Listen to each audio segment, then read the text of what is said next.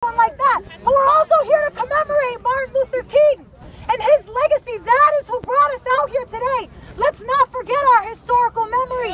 Martin Luther King wanted racial equality, but towards the end of his life, he was killed at a strike for workers who wanted to raise the minimum wage to $2 an hour. That's right. Now, that may seem like nothing to you, but what $2 an hour is today is $15 an hour. Martin Luther King was fighting for $15 an hour. He understood the need for economic demands. He understood the militarization of the police. And we live in a horrible capitalist system, but we must understand the role of the police.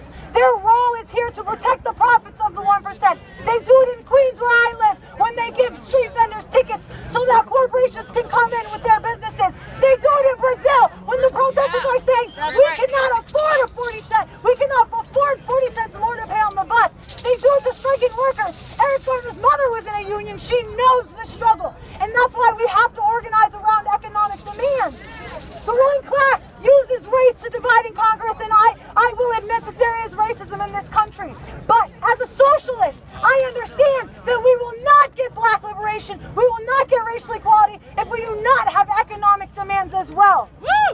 In the meantime, we need to fight for revolutionary demands. We need to fight for democratic control of the police, democratically elected, with the ability to hire and fire police when we need to. We need to indict the killer cops, and we need to raise the minimum wage to $15 an hour.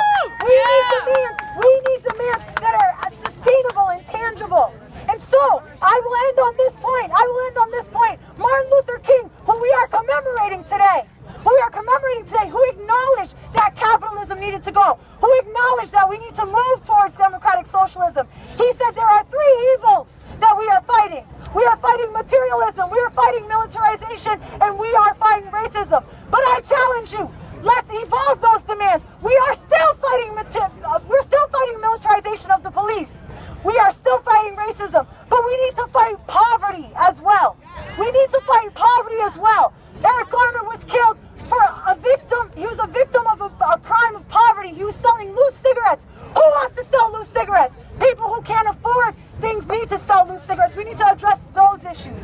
So tomorrow night, we're having a meeting at 157 St. Paul's Church in Brooklyn. I encourage you to come at 7:30, and we will be speaking on how we can sustain this movement, because we will not be sustained with protests and rallies and marches, which are important.